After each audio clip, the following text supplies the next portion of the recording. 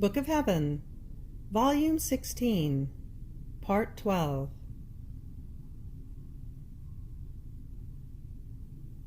March 19th, 1924.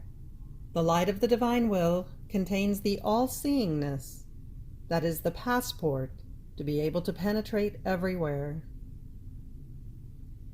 The love and the acts of the creature done in the divine will, being filled with divine virtue, multiply the life of Jesus.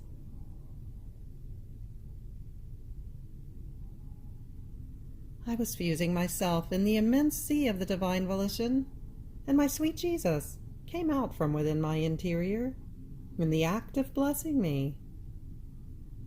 And then, after he blessed me, he surrounded my neck with his arms and said to me, "My daughter, I bless your heart, your heartbeats, your affections, your words, your thoughts, and even your tiniest movement, so that through my blessing, all of them may be invested by a divine virtue, in such a way that, on entering my will, by virtue of my blessing, they may bring this divine virtue with them, and may have the power to diffuse in all, to give themselves to all, and to multiply me for each one, so as to give me the love and the glory, as if all had my life within them.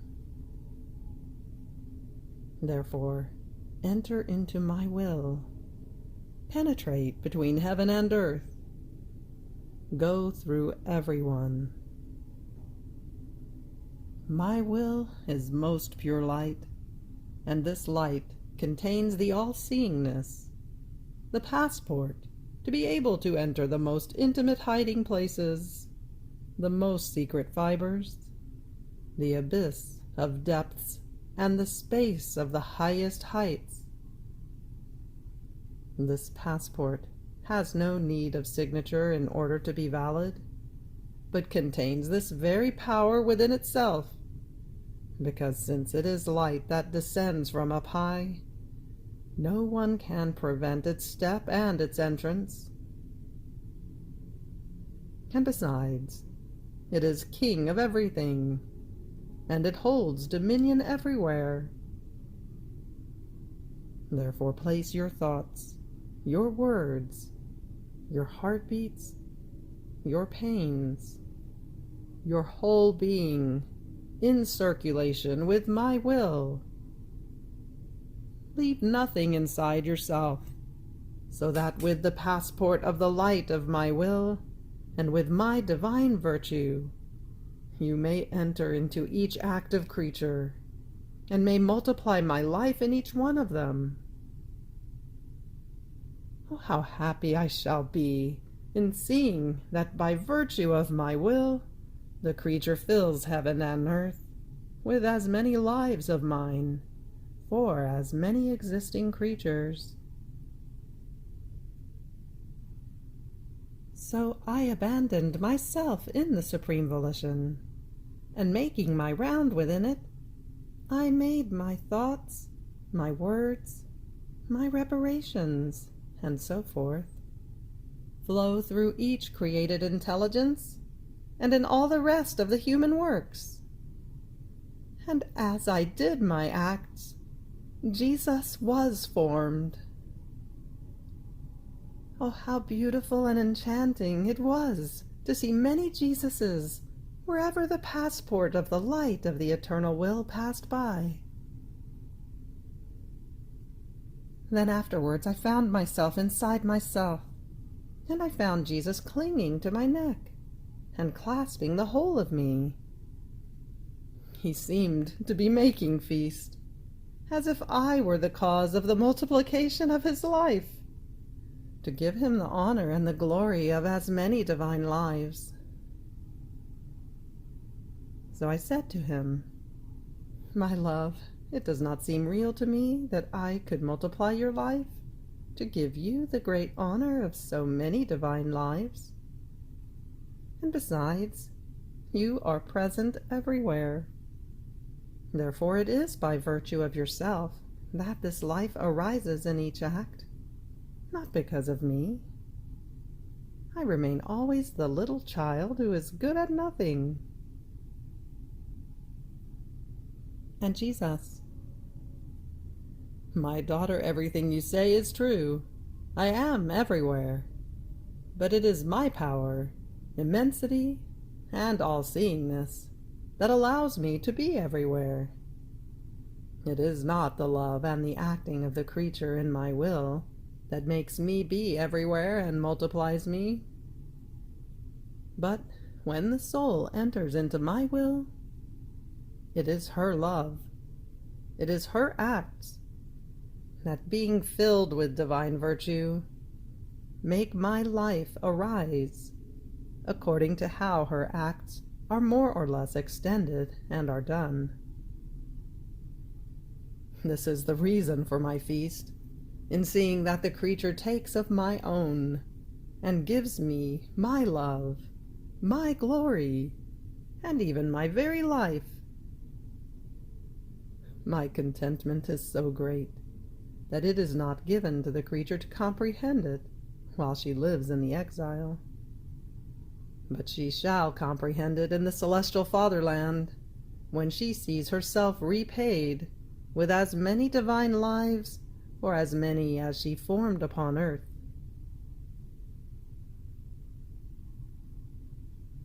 March 22nd, 1924. Necessity to write everything. Just like redemption, the works of the Fiat Voluntas Tua on earth as it is in heaven is a work hidden and unknown between the soul and God, that prepares and matures universal fruits for the human generations. The extremely long way that Luisa must cover. Only when creatures come to live in his divine will shall God be able to find his rest, complete his works, and give the last divine brushstroke to all creation.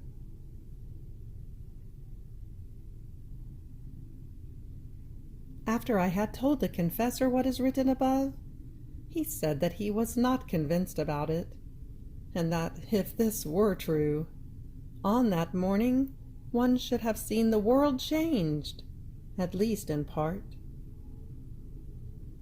So I remained doubtful, and almost unwilling to write or say anything else. Then, as my lovable Jesus came, I abandoned myself in his arms, and I poured out my whole heart with him. I told him what the confessor thought of it, and that in order to believe, they would want to see prodigious things, miracles, and so forth. And my beloved Jesus, pressing me to himself, as though wanting to dispel, at his touch, the doubts that were troubling me, told me, "My daughter, courage, do not lose heart.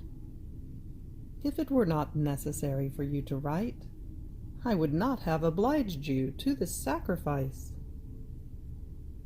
You must know that each effect, good, and value that I make known to you about my will, and what the creature can do by living in it, are like many tastes, baits, magnets, foods, harmonies, fragrances, lights. So each effect I speak to you about contains its own distinct property. Therefore, by not manifesting all the goods that are in my will, and where the soul can reach by living in it, you would cause either a bait in order to capture them, or a taste to attract them, or a magnet to draw them, or a food to satiate them, to be missing. So the perfect harmony, the pleasure of the fragrances, the light to guide them, would be lacking, and not finding all possible goods, that is, not knowing them, They would not have that great yearning to rise above all other things in order to live life in my will. And besides, do not worry about what you were told. My mamma also contained my will as life, yet the world continued its course in evil. In nothing did it appear to be changed. Not one external miracle was seen in her.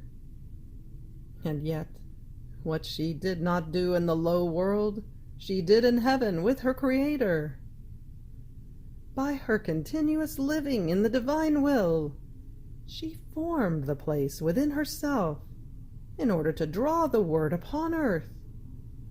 She changed the destiny of mankind. She performed the greatest of miracles that no one else has done or shall ever do. A unique miracle to transport heaven upon earth. For the one who must do the greatest, it is not necessary to do the lesser. And yet, who knew anything of what my mamma was doing? What she did with the eternal order in order to obtain the great portent of the descent of the Word into the midst of creatures. It was known only that she was the cause of it, by few at my conception, by many when they saw me breathe my last on the cross. My daughter, the greater the good I want to do to the soul, and this good must descend for the good of the human generations, and must bring me complete glory, the more I draw her to myself, and I make this good mature and season between the soul and me. I segregate her from everyone. I make her ignored. And when my will wants to draw close to some creature, it takes all my power in order for her to submit to the sacrifice. Therefore let your Jesus do, and calm yourself. And I, my Jesus, they are right. They say that they see no evidence, no positive good, that these are all words. And I don't really want anything. All I want is to do as you yourself want, that I do your most holy will, and that what passes between you and me remain in the secret of our hearts. And Jesus, oh, my daughter, would you like it if I had worked my redemption in secret with my celestial Father and my dear mamma, who was to conceive me, and then no one else was to know that I had descended upon earth? As great as a good might be, if it is not known, it does not produce life, it does not multiply, it is not loved, nor illuminated. So my redemption would have been without effect for creatures. My daughter, let them talk, and let me do. Do not be concerned, and do everything I did while being on earth, both internal and external, that is not yet known, nor has it received its full and desired fruit, especially my hidden life. Creatures knew almost nothing of all the good I did, yet it served in an admirable and prodigious way before my divine Father, in order to prepare and mature the fruit of redemption. However, on the outside, I lived beside creatures as ignored, poor, abject, and despised. But this meant nothing.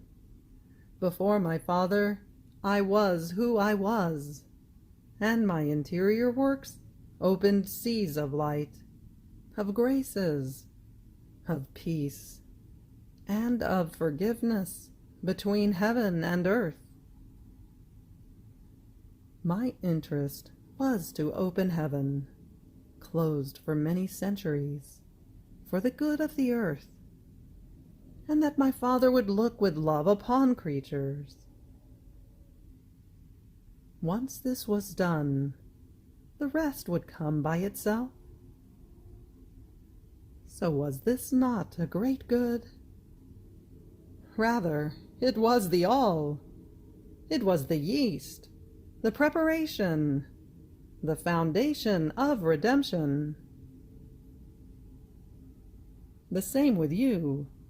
It is necessary that I place the yeast of my will, that I form the preparation, that I lay the foundations, that there be highest accord between you and me, between my interior acts and yours, in order to open heaven to new graces, to new currents, and to dispose the supreme majesty to concede the greatest grace, that his will be known upon earth, and live in the midst of creatures with its full dominion, as it does in heaven. And while you occupy yourself with this, do you think that the earth receives no good? Ah, you are wrong. The generations are running on a vertiginous decline in evil. Who is it that sustains them? Who prevents them from being submerged in their vertiginous race to the point of disappearing from the face of the earth? Remember that not too long ago the sea broke its boundaries under the earth, threatening to swallow entire cities, and your own town was in great danger. Who stopped that scourge? Who made the waters stop and enclose themselves within their boundaries? This is precisely the great scourge that is preparing for the ugly vertiginous race of creatures. Nature itself is tired of so many evils, and would want to take revenge for the rights of its creator. All natural things would want to place themselves against man. The sea, the fire, the wind, the earth are about to go out of their boundaries, to harm and strike the generations, in order to decimate them. And does it seem trivial to you that while the human race is immersed in irreparable evils, I call you, and raising you between heaven and earth, and identifying you with my own acts, I make you run within my will to prepare the act opposite to the so many evils that flood the earth, preparing good, trying to conquer man with my love, so as to stop him from his vertiginous race, giving him the greatest thing, that is the light of my will, so that by knowing it, he may take it as food in order to restore his lost strengths, and so that strengthened he may desist from his recklessness and reacquire a firm step, so as to no longer fall into evils.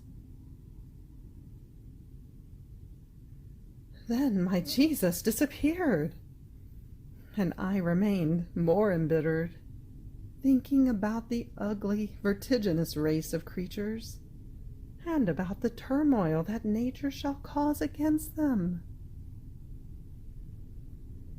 Then, as I returned to prayer, my Jesus came back, in a pitiful state. He seemed restless. He was moaning, grieving. He laid himself within me, and would turn now to the right, now to the left. I asked him, "Jesus, my love, what's wrong? Oh, please, you suffer very much. Let us share the pains. Do not want to be alone.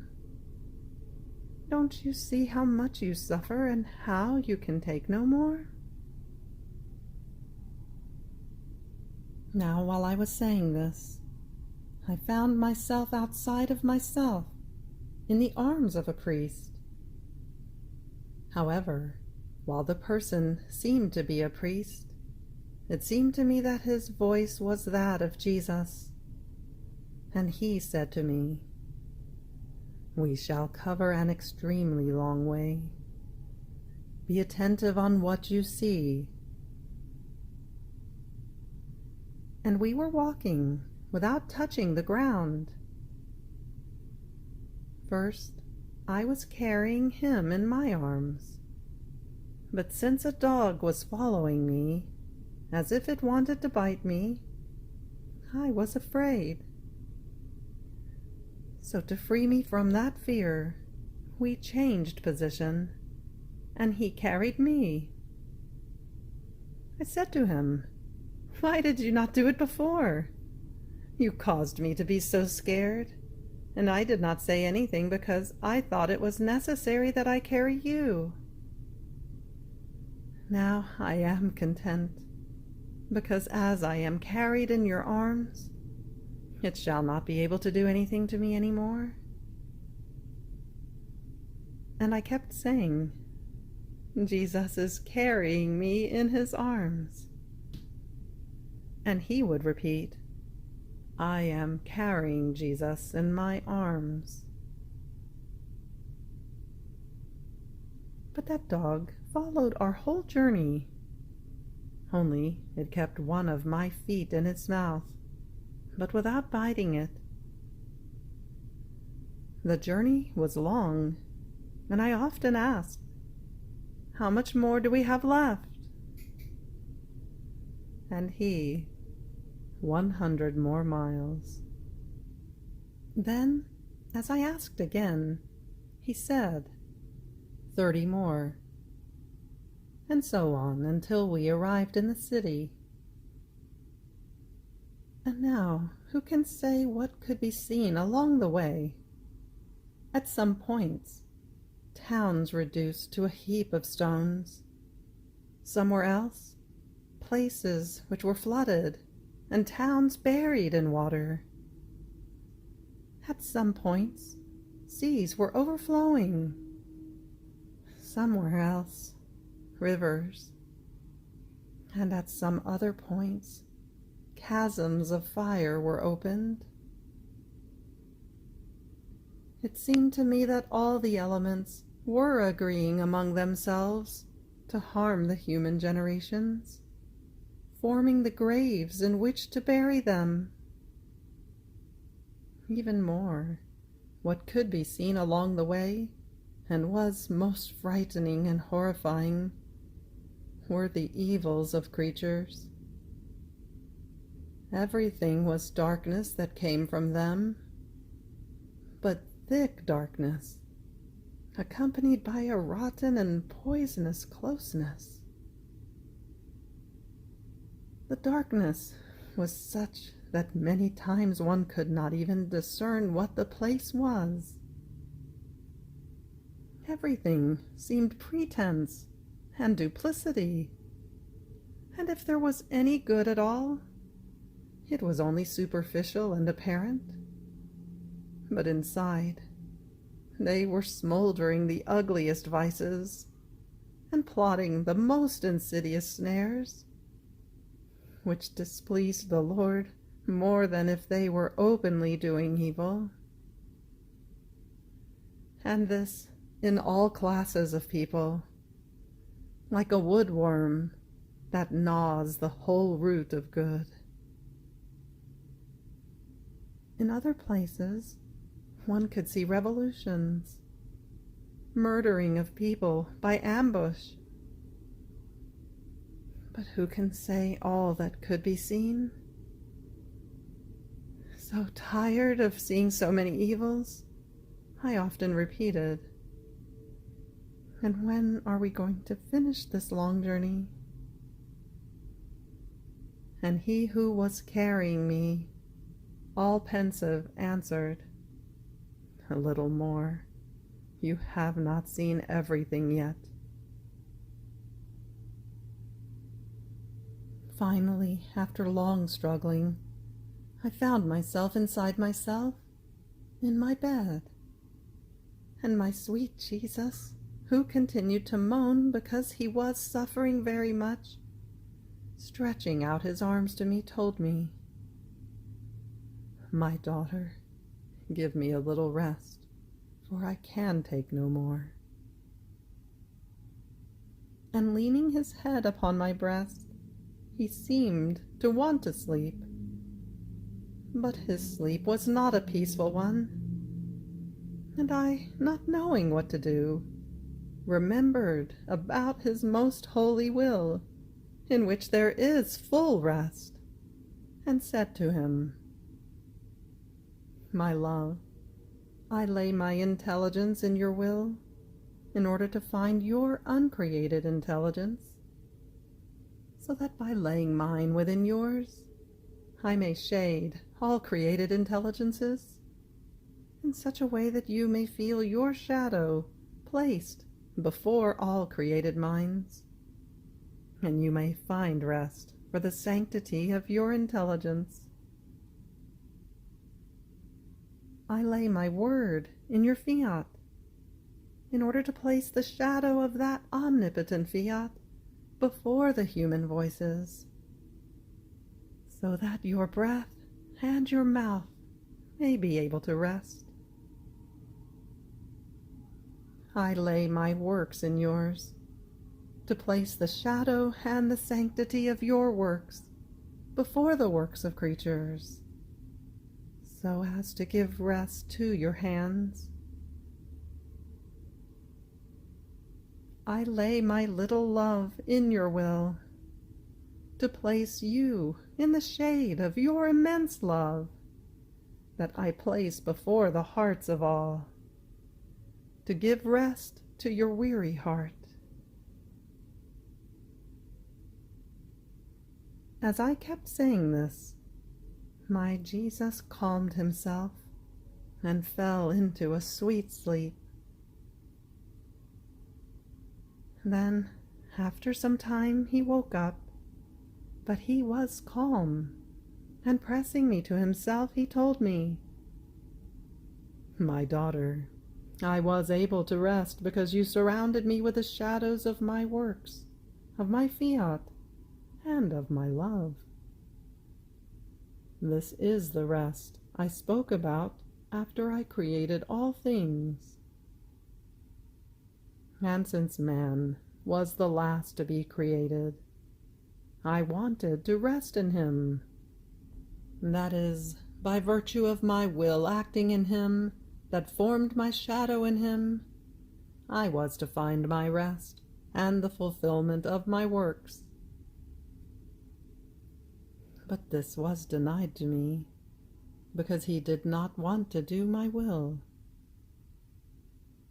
And until I find someone who wants to live of my will, that overshadows my image in the soul, not finding my shadow, I cannot rest, because I cannot complete my works and give the last divine brush stroke to all creation.